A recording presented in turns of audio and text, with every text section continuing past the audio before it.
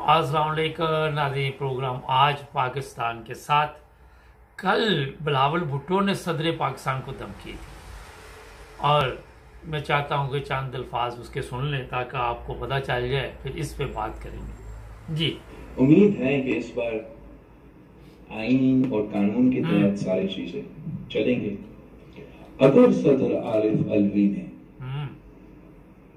कुछ गड़बड़ करने की कोशिश की तो फिर सदर आरिफ अलवी को उसका नतीजा भी भुगतना पड़ेगा। आखिरी चांस है अलवी साहब का, आखिरी चांस। जी हाँ, आज मैंने ये इसलिए नॉर्मल तो मैं लोगों को अहमियत नहीं देता, अगर मेरे से पूछें ना इनकी कोई औकात ना कोई इनकी अहमियत, और ये एक ऐसी फैमिली से तल्लक रखते हैं जिसका भयानक अंजाम सारी दुनिया को पता है।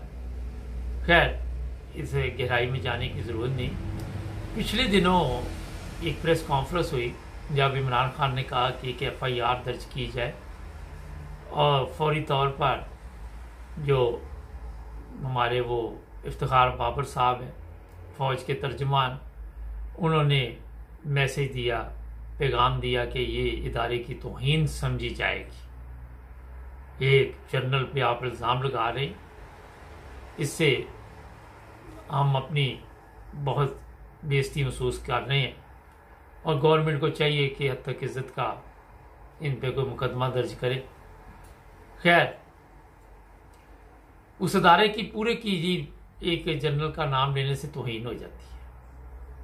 आइन, कानून, ये चीज़ें ये साहब बता रहे जिनका बाप ना सारी ज़िंदगी आइन के मुताबिक चला ना कानून के मुताबिक चला। स्विट्ज़रलैंड में सजाएं हुई, बेशुमार दौलत इधर की उधर की, और बताया ये जा रहा है कि आइन और कानून। सदर पाकिस्तान जो कि पूरे पाकिस्तान का सदर होता है, खैर उसकी बेचारे की ठीक है कानूनी बस एक खानापुरी होती है कि एक सदर बैठा हुआ है, उसकी ये बेइज्जती नहीं हुई, उसको धमकी दी गई। यही धमकी जनरल बाजवा को दी जाती, ये देता तो कुछ नहीं था क्योंकि ये तो पालतू हैं उनके। आजकल पालतू हैं, जब ये पालतू नहीं होंगे फिर और हालात होंगे, तो फिर आप देखते कि क्या होता।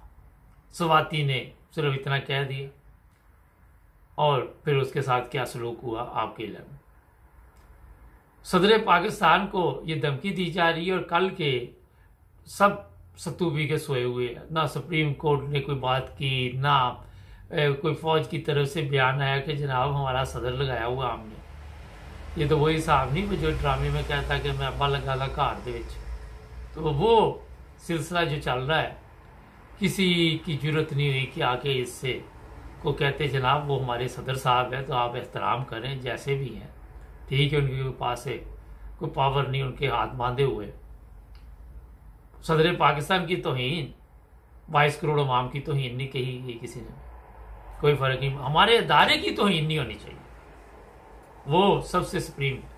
हालांकि सदर पाकिस्तान जो है वो सबसे पाकिस्तान में जो अगर देखा जाए अखलाकी लिहाज से या किसी कानूनी लिहाज से तो वो पावरफुल होता है, मगर क्योंकि उसके फ्यूज़ निकाले हुए हैं सदर के, तो वो कहते रही कि बस उस बेचारे ने दस्तखत किए ना किए, सब कुछ पास ही पास है, कोई फ़र्क नहीं पड़ता। 10 दिन बाद पता नहीं कैसे आइन है। मुझे तो ये भी आज तक, मुझे क्या किसी पाकिस्तानी को भी समझ नहीं आई, हमें क्या समझ आ।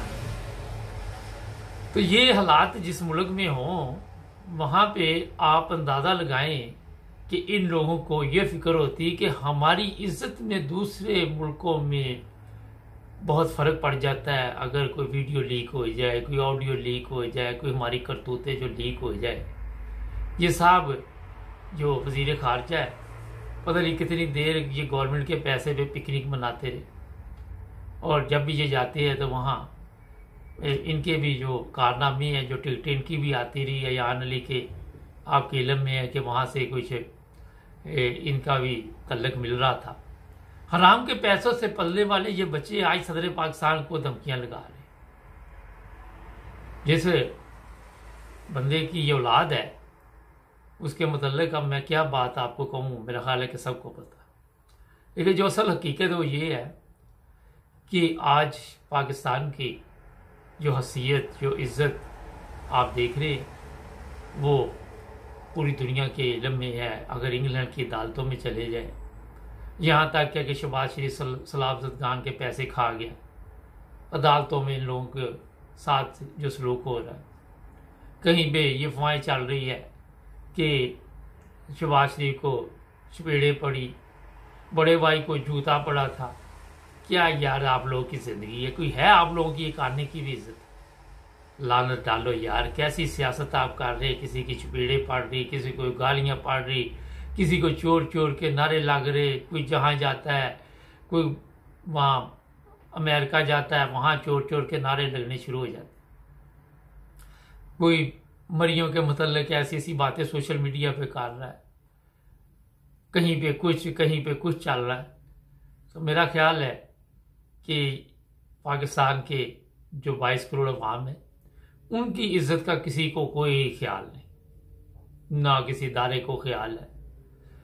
अभी आज एक रिपोर्ट मेरे सामने आई, अब मैं वो किसी वक्त पूरी तैयार भी करूंगा, कि जो शाही खानदान बाजवा साहब है, ये 4 भाई, 3 मेरा किसी और मुल्क के नेशनल है, और ये बाजवा साहब पाकिस्तान में वहाँ के चीफ ऑफ आर्मी स्टाफ। इनकी फैमिली जो है, जो इनके बेटे के ससुर है शायद, वो लाहौर के मशहूर ताजर हैं, बिजनेसमैन हैं काफ़ी।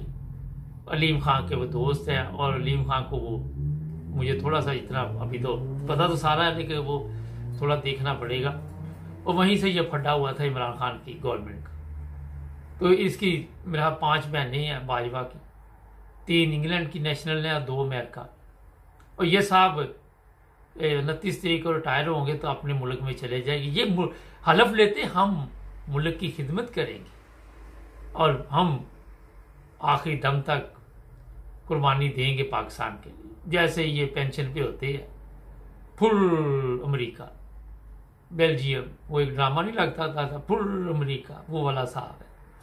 तो ये जनाब आपके जो ईमानदार अफीसर, जो हलफ तो लेते हैं कि पाकिस्तान की खिदमत करेंगे, और खिदमत सारी ज़िंदगी दूसरे ममालिक की करते रहते हैं। तो जनाब बिलावल साहब, ठीक है, आपकी तरबियत तो यूरोप में रह के भी एक अच्छे माहौल में नहीं हो सकी। क्या वजह है? अल्लाह के यूरोप में रह के तो लोगों को तमीज़ तहजीब आ जाती है, और यहाँ पे तो लोग सुलझ जाते हैं, आके बड़े बड़े ठीक हो जाते हैं। मगर वो जो कहते हैं ना कि जो जड़े इतने भैड़े लाहौर भी भैड़े। तो ये एक, जब आप हराम की कमाई के साथ पलेंगे, तालीम भी हराम की कमाई के साथ हासिल करेंगे, फिर आपसे कोई अच्छे अल्फाज इस्तेमाल करने बड़ा मुश्किल हो जाता है, नामुमकिन सी बात है। तो आपका कसूर नहीं है इसमें, कसूर आपके वो हरामखोर वालिद का है, जिसने कभी ज़िंदगी में आपको ये नहीं बताया, ना आपके ऊपर कभी हलाल का पैसा खर्च किया। अगर थोड़े बहुते भी खर्च किए होते तो मेरा ख्याल है कि आपको पता होता कि किसी बड़े छोटे या प्रेसिडेंट के मतलब आपको कौन से अल्फाज इस्तेमाल करने चाहिए। नाज़रीन, यहाँ पे आपको मैं ये बता दूं कि इन लोगों के जो हालात बने हुए हैं पूरी दुनिया में, जब से ये फौजी हुकूमत आई है, ये फौजी हुकूमत ही आप कहते रहे कि ये सिविल गवर्नमेंट है, मगर मैं आपको बता देता हूँ, चलिए ये भी पता चला है कि खैर से चपेड़े खाने के बाद साहब बड़े परेशान हैं और ज़हनी तौर पे काफ़ी डिस्टर्ब हुए हैं। अब देखते हैं कि कब मंजर आम पे आएंगे और कब आके फिर कोई नया ड्रामा शुरू करेंगे। और आप गौर करें कि ये तारीख इनको किन अल्फाज में याद रखेगी। जिस तरह आज भी गटर के ढक्कन चोरी करने के इल्ज़ामात चल रहे हैं सोशल मीडिया पे, तो इनके बालद को दादा हार बेचता था, वो लोगों ने माफ़ नहीं किया, तो इनको कैसे माफ़ करेगी? ये जरदारी जो सबसे बड़ी बीमारी पाकिस्तान में, तो वहाँ पे आप खुद अंदाज़ा लगाएं कि हम किस तरफ जा रहे हैं। हमारे चैनल को सब्सक्राइब करें, जुड़े रहे हमारे साथ, ताकि और भी प्रोग्राम देखते रहे। मिलेंगे एक नए प्रोग्राम में। अल्लाह हाफ़िज़।